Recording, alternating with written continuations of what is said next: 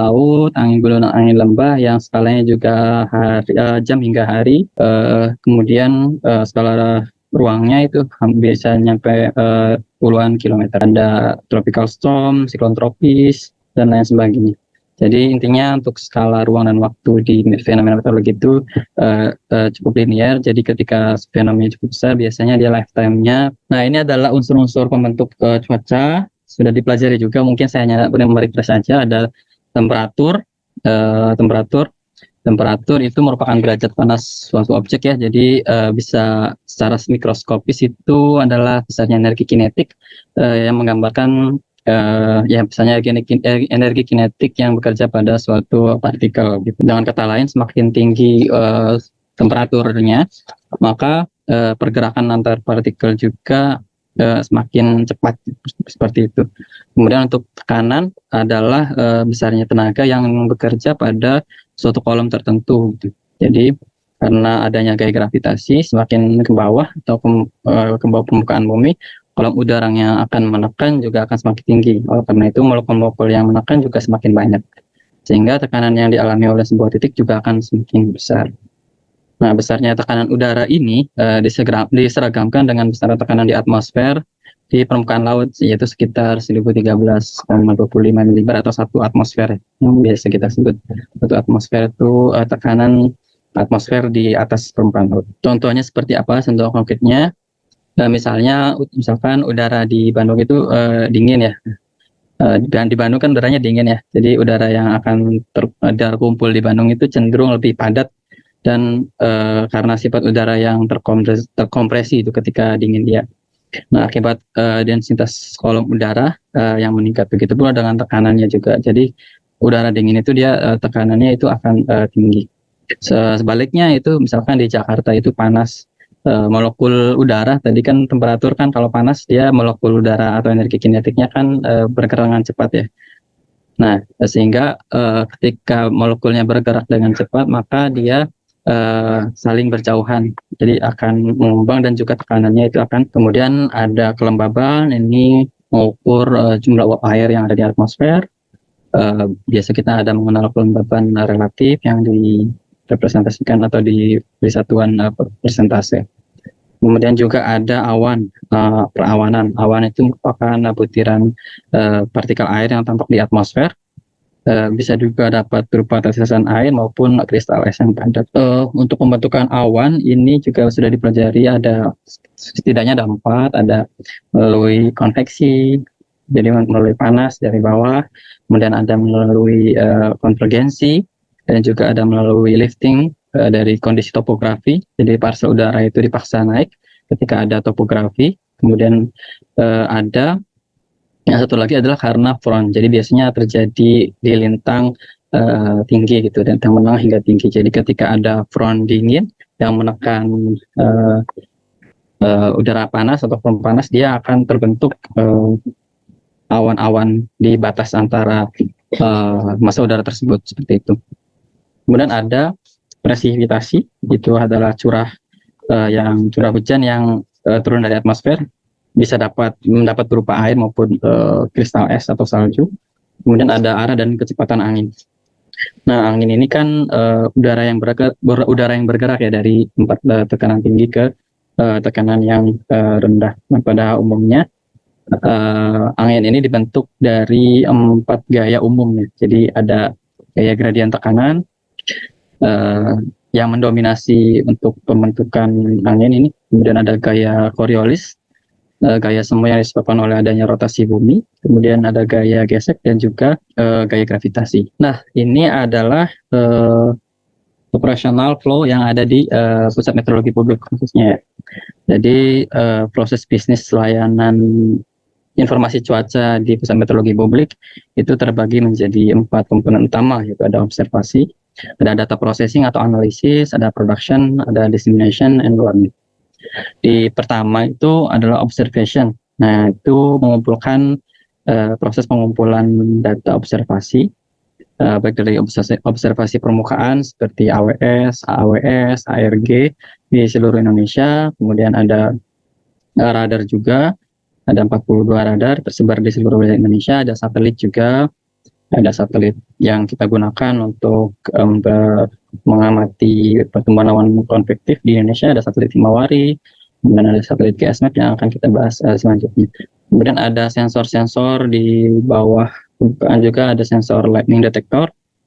LDN itu cukup banyak tersebar di wilayah Indonesia. Di Sumatera itu sekitar 9, dan juga di Jawa itu ada sekitar 11 sensor. Nah, semua data ini akan terkumpul di database nasional di BMKG Pusat.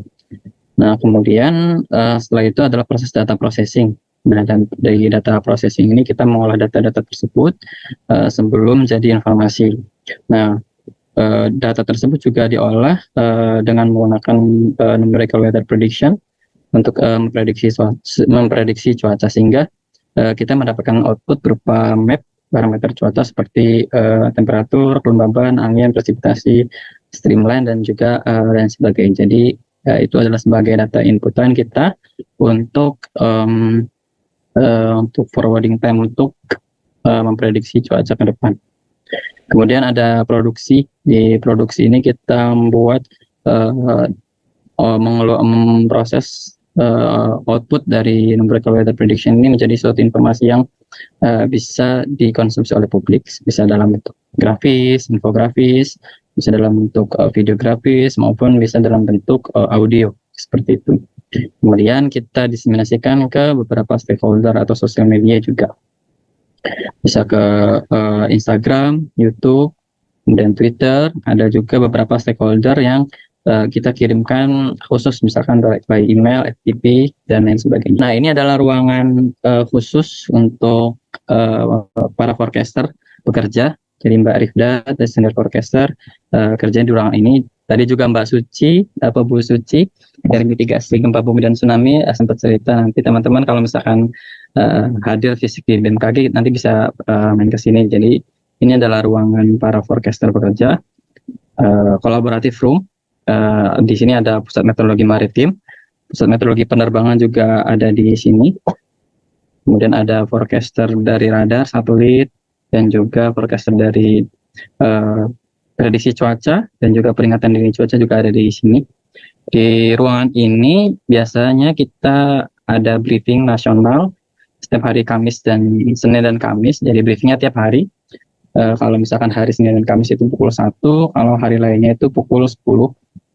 Nah, briefing itu tujuannya untuk menyamakan validasi cuaca di seluruh Indonesia seperti apa. Jadi supaya kita bisa sama-sama tahu bagaimana perkembangan cuaca di Indonesia, dan ketika membuat perkiraan pun kita bisa sama-sama paham ternyata tidak ada perbedaan persepsi di suatu daerah cuacanya seperti ini, atau di suatu daerah lagi cuacanya seperti itu. Jadi menyamakan persepsi tentang cuaca di suatu daerah.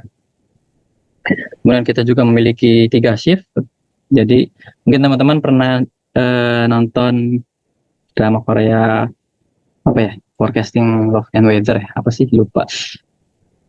Ya itu yang, nah ini adalah mungkin di sana juga ada ruangannya kan, ada ruangannya. Kalau teman-teman nonton itu ada ruangan seperti ini yang digunakan untuk berkoordinasi antara UPT provinsi, daerah dengan senior forecaster di Jakarta gitu. Entah itu membicarakan tentang siklon tropis, perkembangannya dia akan kemana, kemudian bagaimana potensi kebakaran misalkan, dan lain sebagainya. Jadi setiap hari teman-teman di forecaster ini akan berkoordinasi mengenai perkembangan cuaca di wilayah Indonesia. Ini sedikit aja mengenai model cuaca yang digunakan operasional di meteorologi, di Pusat Meteorologi Publik. Ada model IFS dari ECMWF dengan resolusi 0,125 derajat hingga prediksi hingga 10 hari ke depan. Kemudian ini adalah ECMWF model dari ECMWF juga untuk Pusat Meteorologi Maritim, wave model. Kemudian ada XSGT ini dari BOM Australia, Bureau of Meteorology of Australia, skala waktunya resolusi 0,11 derajat 10 hari juga. Kemudian ARPAGE ada tersedia 1,5 derajat sama 0,5 derajat hingga 72 jam ke depan, 3 hari ke depan. Kemudian ada ARPAGE Aero untuk meteorologi penerbangan. ada arpeggio wave model, sama wave model, cuma bedanya dia di resolusi. Kemudian ada di lead time juga berbeda, 70 derajat atau 3 hari. Kemudian ada GFS. Jadi secara umum kalau di pusat meteorologi publik atau di cuaca, untuk prediksi cuaca itu hanya di GFS, kemudian ada GFS, ada XGT, dan juga WRF.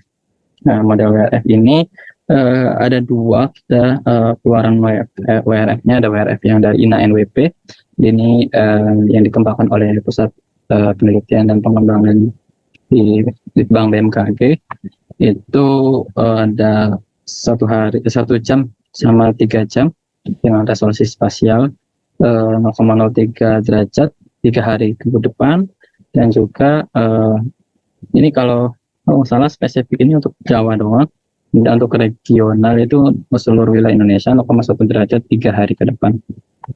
Yang satunya ada WRF murni, jadi WRF murni ini untuk wilayah Indonesia, Jawa, dan Southeast Asia. Jadi ini untuk wilayah Indonesia 0,1 derajat, wilayah Jawa 0,03 derajat, dan Southeast Asia 0,3 derajat. Untuk skala waktunya, time step-nya ada 1 hari, dan juga ada 3 hari untuk wilayah Asia Tenggara. Kemudian kita juga tahun depan insya Allah akan mengoperasikan model yang lain. Kita ada referensi model yang lain untuk para forecaster memilih modelnya bisa lebih akurat lagi. Ada KAWO. KAWO ini adalah coupling model antara atmosfer, kemudian ada ocean sama wave. Jadi untuk atmosfernya itu adalah kita gunakan model WRF, kemudian ada untuk oceannya kita ROMS, kemudian untuk wave-nya itu kita menggunakan SWAN dengan resolusi 3 kilo, memprediksi cuaca hingga 10 hari ke depan. Kemudian ada model ARO, resolusinya 2,5 km, sama model UM dari UKMO dengan resolusi 4,4 km. Jadi untuk memberikan referensi yang lebih pada forecaster untuk memprediksi cuaca. Kemudian ini adalah salah satu contoh model yang tersedia, bisa diakses di web.meteo.bmkg.id. Ini ada model WRF dengan resolusi 10 km per 3 jam. Ada model XSG3 dari BUM Australia dan juga IFS. Kita bisa lihat ketiga model ini memiliki karakteristik masing-masing. Ketika model WRF dia fenomena kecil, dia cenderung lebih tertangkap, namun dengan intensitas yang lebih besar gitu, jadi kelihatan lebih merah dibandingkan dengan model-model lain. Kemudian ini kita juga memiliki produk output post processing produk, yaitu time lag ensemble dari masing-masing model. Ada model IFS, XS, dan juga WRF. Time lag ensemble-nya untuk per 6 jam dan 24 jam. Kemudian juga ada GFS dan juga ada multi model ensemble. Jadi dari berbagai model kita buat ensemble per 6 jam. Mungkin ini adalah min dari tiap-tiap model. Selanjutnya berikut adalah produk informasi layanan cuaca yang ada di Pusat Meteorologi Publik. Secara garis besar saya bagi menjadi 4. Ada informasi citra Indraja dari radar dan satelit, kemudian informasi cuaca publik, ada informasi perkiraan cuaca rutin tingkat kecamatan, dan juga ada IBF. Kemudian ada informasi peringatan dini, ada nowcasting, ada peringatan dini 3 harian, dan juga peringatan dini siklon tropis. Kemudian yang terakhir ada informasi cuaca khusus untuk stakeholder tertentu, misalkan pertambangan, kemudian pemerintah, dan lain sebagainya. Nah, ini adalah salah satu contoh produk dari informasi citra Indraja, yaitu satelit ya. Jadi ada beberapa satelit yang kita gunakan. Di kiri ada satelit GSMAP untuk mengamati hujan, presipitasi. Ada presipitasi ya, per jam, dan juga ada akumulasi 24 jam terakhir di bawah ini. Kemudian selain itu ada satelit Himawari 9. Satelit Himawari 9 ini merupakan satelit cuaca yang dikembangkan atau yang dioperasikan oleh JMA ya, Japan Meteorological Agency. Nah, pada awalnya BMKG ini menggunakan citra satelit Himawari 8 ya pada tahun 2021. Kemudian pada tahun 2020 kalau nggak salah ini citra satelit Himawari 8 ini sudah tidak beroperasi lagi dan digantikan dengan citra satelit Himawari 9 yang memiliki resolusi yang lebih tinggi yaitu 2 km dengan temporal per 10 menit. Nah, ini adalah yang sebelah kiri atas, itu adalah produk Himawari Enhance yang menggambarkan suhu puncak awan yang didapat dari pengamatan radiasi panjang gelombang sekitar 10,4 mikrometer atau IR1 band 13 yang kemudian diklasifikasikan dengan pewarnaan tertentu, di mana warna hitam itu menggambarkan tidak terdapat pembentukan awan atau pertumbuhan awan konvektif di area ini. Kemudian untuk warna merah itu menunjukkan bahwa di sini terbentuk awan-awan konvektif karena suhu puncaknya itu cukup dingin. Jadi ketika ada awan warnanya putih, kita tahu teori black radiasi, kalau misalkan warna putih itu dia cenderung dingin seperti itu. Jadi untuk warna merah ini adalah menunjukkan adanya pertumbuhan awan-awan konvektif. Itu kemudian ada citra asap juga, citra asap. Jadi kita olah beberapa channel, ada 16 channel di satelit Himawari kita olah untuk mendeteksi sebaran asap karhutla di pada tahun 2019 dan juga untuk mengetahui pergerakan sebaran debu vulkanik yang diakibatkan oleh gunung berapi ya. Ini Gunung Agung di Bali pada tahun 2018. Jadi ini adalah salah satu contoh dari produk satelit. Nah, next itu adalah radar.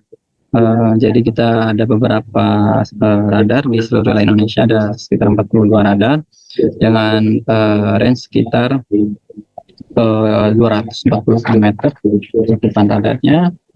Kemudian resolusi spasial sekitar 250 meter dan temporalnya itu per 10 menit. Jadi teman-teman bisa lihat di webnya BMKG, bmkg.go.id. Itu ada cuaca / radar.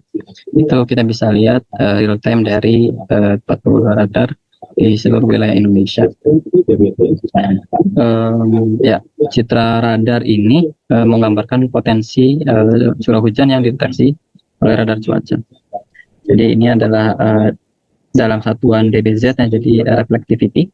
Dari reflectivity ini kita beri threshold curah hujan. Jadi ketika nilai dBz-nya itu 25 hingga 35 dia termasuk hujan ringan, kemudian 35 hingga 45 itu dia hujan sedang atau 5 sampai 10 mm.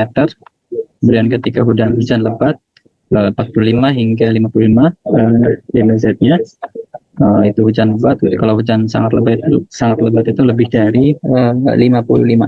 Jadi warna merah hingga ungu ya, itu termasuk hujan lebat.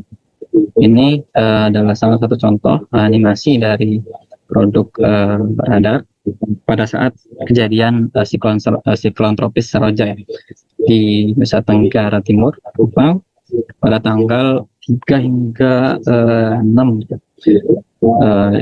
April 2021 yang memiliki dampak yang cukup parah untuk masyarakat di wilayah Nusa Tenggara Timur. Berdampak sekitar 8.000 orang itu harus mengungsi, menelan korban jiwa sekitar 128 korban jiwa. Jadi ini cukup ekstrim ya, cukup membuat masyarakat Nusa Tenggara ini cukup trauma ya. Kemudian ini adalah informasi peringatan dini yang sudah saya sebutkan di awal. Tadi ada 3 peringatan dini 3 harian, ada nowcasting dan juga ada siklon tropis. Untuk nowcasting ini adalah gambaran kondisi cuaca saat ini dan juga perakiraan cuaca periode singkat ya. Jadi periodenya 1 hingga 6 jam ke depan. Ini salah satu contoh produknya. Jadi ada masa berlakunya, kemudian ada dikeluarkan juga pada jam berapa. Jadi sifatnya itu adalah singkat. Kemudian ada peringatan dini 3 harian, ada peringatan thunderstorm, angin kencang, banjir, dan juga hujan lebat. Kita juga mengeluarkan peringatan bibit siklon tropis dan juga siklon tropis di wilayah area monitoring, dan juga area of responsibility. Jadi kalau area of responsibility itu sekitar 0 hingga 11 atau 10 lintang selatan. Itu akan dinamai dengan siklon tropis dengan nama dari distribusi Jakarta. Kalau ini dia lebih dari 11 derajat lintang selatan. Contoh di sini ada siklon tropis Freddy yang sekitar 13,8 lintang selatan. Yang beri nama adalah ini adalah perkiraan cuaca untuk publik.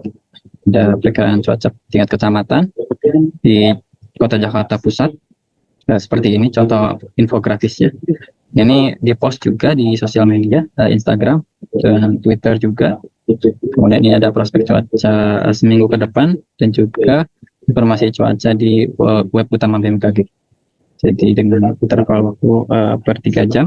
Ini adalah salah satu contoh juga produk infografis ketika ada event-event khusus atau hari-hari besar nasional gitu, seperti hari Raya Idul Fitri, Tahun Baru Imlek, Jumat Agung, dan lain sebagainya. Kita buatkan desain khusus untuk event tersebut yang memberikan informasi mengenai cuaca di kota-kota besar di wilayah Indonesia. Selain informasi yang untuk publik, kita juga memiliki informasi cuaca khusus yang dikirimkan ke stakeholder khusus seperti pertambangan. Ini salah satu contohnya ada PT Borneo Indobara. Dia meminta informasi dengan skema kerjasama, meminta informasi cuaca di site-nya mereka yang dikirimkan setiap hari pada pukul 5:30 maksimal 5:30 pagi. Gunanya untuk apa? Gunanya untuk menentukan hari itu operasional pertambangan dia akan bekerja apa enggak. Jadi kalau ada hujan yang cukup lebat, itu akan berdampak pada operasional, bisa menyebabkan bencana seperti longsor, karena memang di lokasi tersebut tanahnya cenderung tanah-tanah yang belum aspal, jadi cenderung untuk menyulitkan transportasi alat-alat berat mereka. Dan juga untuk salah satu contohnya adalah Beraukol juga, pertambangan di wilayah Kalimantan Timur. Ini tambang batu bara, dia ketika hasil batu baranya itu dia kena hujan, otomatis dia akan mengeluarkan kos lebih untuk mengeringkan terlebih dahulu sebelum diproses ke selanjutnya. Jadi cuaca ini cukup penting untuk meminimalisir cost efisiensi dari perusahaan-perusahaan tambang maupun untuk memitigasi ketika ada terjadi cuaca ekstrim seperti longsor dan lain sebagainya. Nah, ini adalah media sosial yang kita miliki di BMKG. Ada YouTube Info BMKG. Di sini ada prospek cuaca mingguan yang terupdate. Jadi kita mengeluarkan sedikit edukasi kepada masyarakat untuk terkait dengan fenomena cuaca apa yang terjadi pada minggu tersebut. Kemudian ada media perakiraan cuaca harian, jadi memberikan informasi cuaca di kota-kota besar di wilayah Indonesia. Selain itu juga kita ada aplikasi Info BMKG yang tersedia di App Store maupun Play Store tingkat kecamatan. Jadi teman-teman ketika ingin pergi ke suatu daerah gitu misalkan, bisa banget untuk ngecek cuaca di wilayah tersebut, apakah hujan atau seperti apa, jadi supaya bisa mengantisipasi di sana kita bisa mempersiapkan payung dan lain sebagainya, jadi lebih siap terhadap perubahan cuaca. Baik, mungkin itu saja dari saya. Saya kembalikan ke Mbak Judith. Terima kasih, Mbak. Ya, makasih ya buat Mas Fahim atas materi terkait cuaca yang disampaikan. Ya, mungkin kita langsung aja ya, kalau ada yang mau bertanya silahkan. 3 orang ya. Izin bertanya Bapak, saya butuh verifikasi, izin bertanya mengenai tadi di prediksi cuaca jangka pendek menggunakan model itu kan di BMKG memiliki beberapa model kayak yang dari BOM, dari ECMWF, ataupun dari WRF. Nah, dari sekian model yang ada untuk prediksi cuaca di BMKG, kira-kira untuk prediksi cuaca harian itu BMKG apakah melakukan dari model itu yang mana yang sering digunakan sebagai prediksi yang terbaik itu, Pak? Apakah semua dilihat atau hanya satu model yang sebagai acuan yang terbaik aja? Dan lagi satu, apakah dari model yang dikeluarkan itu apakah dilakukan verifikasi dengan data observasi, apakah ada bulanan ataupun bahkan setiap hari diverifikasi atau gimana di BMKG, Pak? Terima kasih. Ya, makasih Mas Putu. Sampai persilakan Mas Fahim. Ya, baik, terima kasih Mas Putu. Ada 2 pertanyaan ya. Jadi yang pertama terkait dengan referensi model yang BMKG miliki, ada model WRF, ada IFS, kemudian XSGT. Itu model mana yang paling sering digunakan ya. Kemudian yang kedua tentang verifikasi ya. Sepertinya ini adalah ranah dari forecaster. Dari Mbak Rita mungkin ada insight mengenai 2 pertanyaan ini, Mbak. Ya, baik. Selamat siang adik-adik semua. Saya ingin membantu jawab ya Mas Fahim dan Mbak Judit. Pertanyaannya Mas Putu tadi ya, panggilnya Mas Putu ya? Iya Ibu, benar. Ya, kalau di kami di sini memang banyak sekali model yang terintegrasi di BMKG, mulai dari RF, tadi ada CMF juga tadi sudah disampaikan sama Mas Wahim. Dan kemudian model apa yang digunakan ketika yang dijadikan sebagai acuan ketika membuat perakiraan, ini kita menggunakan metode multimodal analisis.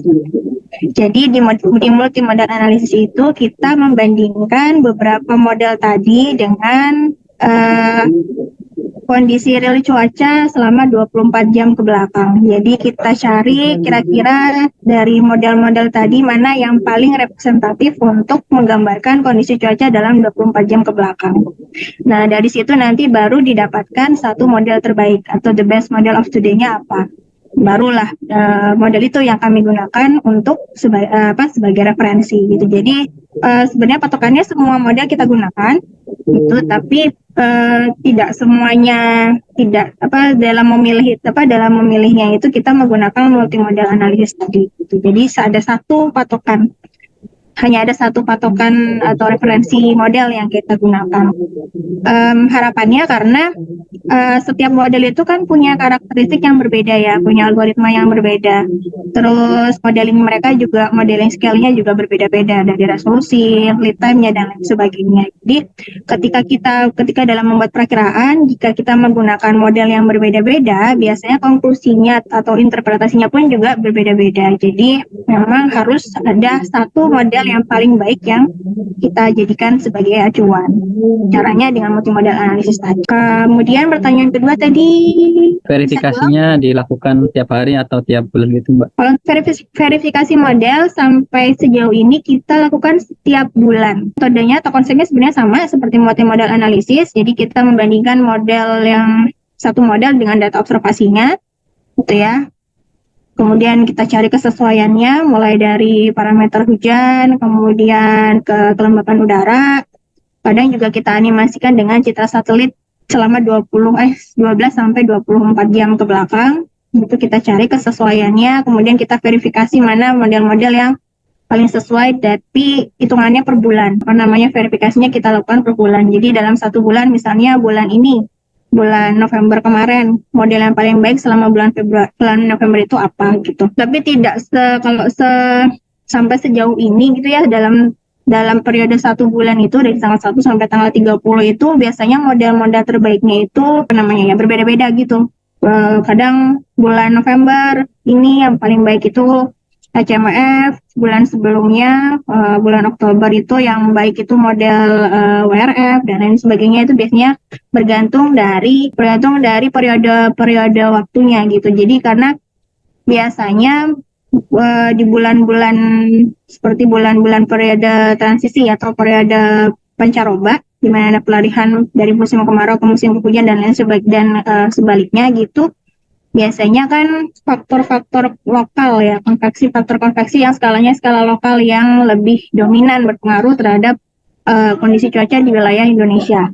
Gitu. Dan biasanya juga bagaimana model menginterpretasi model konveksi-konveksi lokal itu juga mereka punya algoritma-algoritma yang berbeda. Jadi terkadang HMWF lebih bagus pada saat masa-masa transisi, atau kadang WRF lebih bagus pada masa-masa pada masa-masa penghujan dan sebagainya. Jadi setiap bulan itu pasti ada yang berbeda gitu, model-model yang bagusnya di mana gitu. Karena itu kita nggak bisa jadikan bulan ini kita patokannya bulan WRF gitu, atau bulan Desember nanti kita patokannya ke HMWF itu tidak bisa. Makanya kita gunakan si multimodal analisis tadi. Jadi kita lakukan setiap hari, setiap pagi ketika teman-teman forecaster akan mulai melakukan proses forecasting atau membuat perakiraan gitu.